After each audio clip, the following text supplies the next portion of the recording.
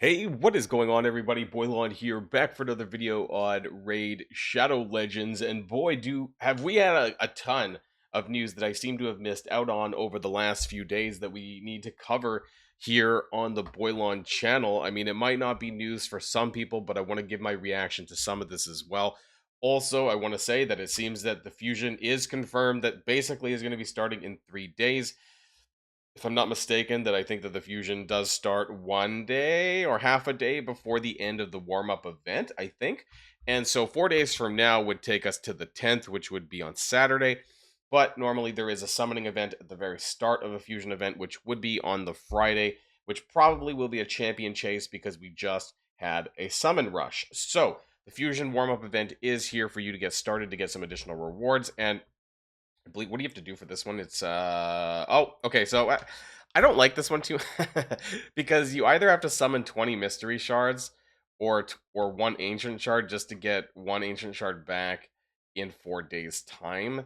This would be 80 mystery shards for an ancient shard, and the irony is that, like, for a summon rush, for example, 80 an ancient shard has a point value of well, 20. This is like in a summon rush, 1 in 20. So I'm not sure if it's actually worth doing or not. I might just do the 10 to get this stuff, but boy, I don't like this. I like the ones where you have to level up, the ones where you maybe upgrade some gear. That's fine. But summoning mystery shards have very strong value, guys. I can't stress that enough. I might need to talk about this in another video because for Summon Rush, it is pretty valuable. Heck, in Champion Chase as well. So for any of those summon events, they are more. I don't think I can spend 80 mystery shards in 4 days. I think this one is a pass for me. But we got a lot of other news to talk about here today. And before we get started with the rest of the video, I do want to remind people that if you haven't started playing Raid yet, what are you waiting for? Download using the QR code in the top right hand of the screen to get Narma the Returned absolutely free. And these three amazing epics to go alongside her. We have Allure, we have Tagore, and we also have Ruella at accounts level 10, 20, and 30. And don't forget to use this promo code for the Void Legendary Support Champion to Hanorak by using the promo code Desert Queen within the first 48 hours of a brand new account. I've switched from talking about Tholan because his is expired, so this is the next best legendary to use when you start your game off. Okay, let's start talking about a few things. Also, the Forge Pass is live today, which I think is good. It's the Slayer Forge Pass, and I actually really like Slayer gear. It is pretty solid when it comes to getting additional stats for crit rate. Even that 5% if you have like a Forge Pass accessory piece can be really, really solid. But the gear can be good to kind of add in an extra 2 set even, you know, when you have a 4-piece of, let's say, some ignored defense and stuff like that. So I wouldn't count this out. And also, this comes at a good time when I'm probably going to need to XP grind or champion train grind a lot of stuff. I do like the additional boosts that you get from the Forge Pass. So I am going to be picking this up today. I think this would. I actually didn't get the last one, which I believe was Righteous. Not a big fan of that one. So I am going to go ahead and pick up the regular one. I do not believe in the Platinum Pass, so that is not something that I am going to be picking up. But for 28 Canadian or about 20 US dollars, I have no problems picking up the regular Forge Pass. So I'm going to go ahead and do that. I really dislike the monetization on this. And heck, you can get some better, well, maybe not, but you get a lot of just relic materials in general from Grim Forest. So yeah, I just really don't like this stuff at the bottom. Anyways, I digress. Let's talk about some of the huge news that are coming to the game. It's very hard to avoid when it's directly in your face, so we have to talk about it. And that is going to be one of the trailers that they released for the upcoming collaboration. So we're going to go over here into my Discord here, into the Raid News channel section, and you can see it here. It says, Raid Shadow Legends Assassin's Creed teaser, the Creed calls. As danger threatens the civilians of Teleria, who will step out of the shadows to save them? Find out in 2 days, on January the 8th, 2026. But we do have this teaser trailer that we're going to watch here together. Iron Twin Fortress.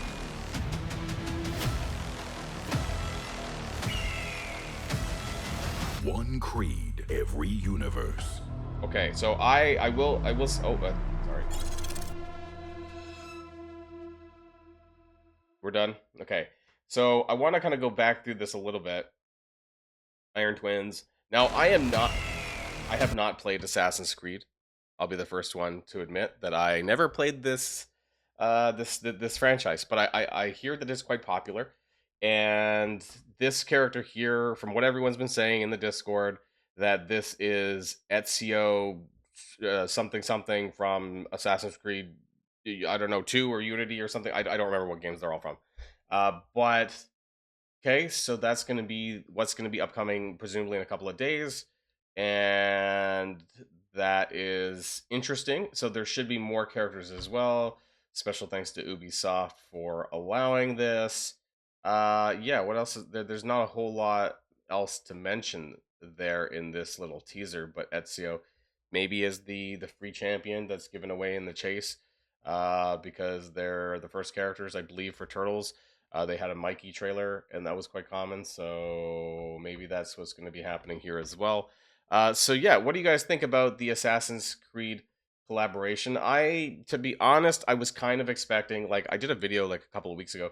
I was kind of expecting to be God of War, but maybe it's too early, right, to do these kind of things. Maybe in about a year's time, right, and when the new faction's properly out, I guess by March, right. Some other things I want to talk about is the update highlights as well, which is going to be coming very, very soon. So some of these things are actually really nice, and specifically the quality of life for background multi battles. So they're going to be allowing sometime this patch or this January, I guess, they're going to allow it so that you can do background multi battles and that you can also do live arena. I think that was tapped. The first will only make live arena battles available, but eventually you'll also be able to do classic arena and tag arena battles. Now, I also heard that they're going to be doing sims for tag arena, because I'll be honest, I hate tag arena. Tag arena is the worst PvP game mode. It takes a while as well, even to auto and things like this. It's just a bit of a pain in the ass.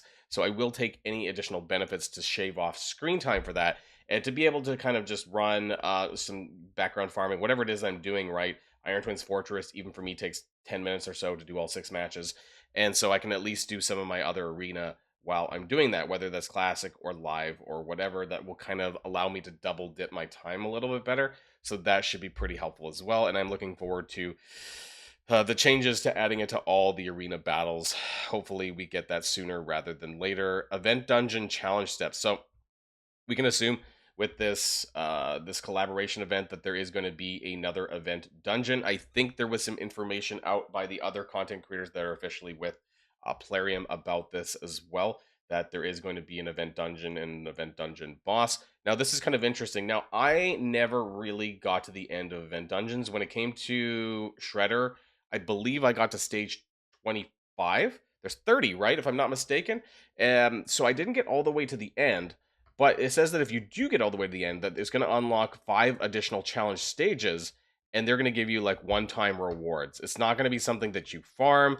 It requires no energy to play, but you will get one-time rewards in the areas of rare, epic, legendary, relic crafting materials, presumably for that kind of the collab event or whatever, basalts, and other gemstones. So that's kind of nice for people who want to push their account even further, who really like that extra challenge. Whether or not I end up doing that, I don't know. Some of these are really hard and requires a certain setup of characters that I may or may not be able to do. So we'll see how that goes for my account anyways. Coalition event. This was interesting. First introduced in the Chaos Awakes in the summer. They're going to be bringing it back, I guess, for this particular collab, it looks like. So there was a teaser. Oh, no, that's not what I thought. So I don't have the photos on hand, but the the coalition event was a bunch of different objectives that you could do daily and weekly, I think, and then they were pretty much stuff that you would always do. But some of them would be including, like, clear Fire Knight dungeon this many times, and you would get points towards a leaderboard, and then you would get kind of progressive rewards, kind of like a Titan event, but not quite. And it's something that would carry over for like a couple of like a month. I forget how long it was in Chaos Awakes, but it was a fun way to do additional content and get rewarded for doing that. So I am looking forward to that as well. Turn counters will be added to the event dungeon Hydra, Iron Twins Fortress, Minotaur, and Phantom Shogun. Okay, for specific limited quests. So there was like specific ones that said, hey, do this dungeon and do something, there to the turn counters as well. It was, some of them were pretty harsh. But yeah, we'll see what that ends up looking like, and some other miscellaneous updates as well. There's also some I'm not going to go through this because I don't have any of these characters, but if you do, hey, you might actually get some additional value as some of these characters. We have Roxum, an attack-based champion of the Lizardman faction. Looks like he's getting a decent buff there. And also Soulless of Knight's Revenant, who is a void defense-based character. Don't have either of them. I guess this is more for veteran accounts who might be able to see some additional use, or people who accidentally pulled one of these characters. Let me know if you have either of them in the comments down below. So it looks like there's some pretty big stuff coming very, very soon. Again, that teaser said that on January the 8th, which is in about 2 days' time, that we're probably going to get the full reveal and everything, including all the characters that are going to be involved, and whatever's left that hasn't been explained. Also, there is going to be, of course, the Fusion event, which is coming. So that's pretty important to note. I think most of us kind of knew that a Fusion event was coming anyways, but this basically just tells you that, yes, it is going to be this week. It is going to be basically starting on Friday, or at least, the major summoning event, like Champion Chase, is going to be starting on Friday, and that's something that you need to prepare for as well, especially when it comes to shard counts. Make sure that you're saving for shards, whatever you need to do to clear these events. I also do want to point out that when it comes to Champion Chase, you can actually get a lot of additional points for fusing up these characters for Broadmaw, including Broadmaw. So I have a bunch of these, 2 of these characters here. I think I could fuse up 2 Broadmaws just out of the gate. So that'll give me an additional 350 points per Broadmaw for Champion Chase. So if this is something that helps you, especially if you're kind of on the edge of a fusion event and you're not sure if that you're able to clear it, look at these characters. Or if you have any other characters in the fusion portal that you can make right now for epics, for Raisin, Lady Mikage, anything like this, all of this will help you to be able to get additional points for Champion Chase. I haven't even fused, is this LaQuain? I forget who this is. But anyways, I have the different rares to be able to do that, so maybe I should think about that as well to get some additional points on the side. So yeah, something to keep in mind when it comes to Champion Chase. If you happen to have any Remnant summons as well, this will also go towards Champion Chase points if you picked up any from the Grim Forest, which is going to be resetting pretty soon, but I doubt people are going to get Leshen Dead again before Champion Chase. We have 3 days still on Grim Forest, so probably not. I don't think you can kill Leshen that fast, but either way, some points to get additional Remnant summons for that, for this weekend's summoning event. Let me know what your thoughts are in the comments down below about everything that's happening in Raid. It's a pretty exciting time right now. Before we go, I do want to remind people that if you haven't started playing Raid yet, then what are you waiting for? Download using the QR code in the top right hand of the screen to get Narma the Returned, and also these 3 amazing epics with her, Allure, Tagore, and my personal favorite, Ruella, at accounts level 10, 20, and 30. And don't forget to use this promo code to get the legendary Void Hanorach, an amazing support champion. Use the promo code Desert Queen within the first 48 hours of a brand new account. That's it for me, everybody, and I will see you guys all on the next video. And if you like this video, make sure you hit that subscribe button if you haven't already, and you'll be greatly helping out the channel. Have a great day, and I'll see you guys on the next one.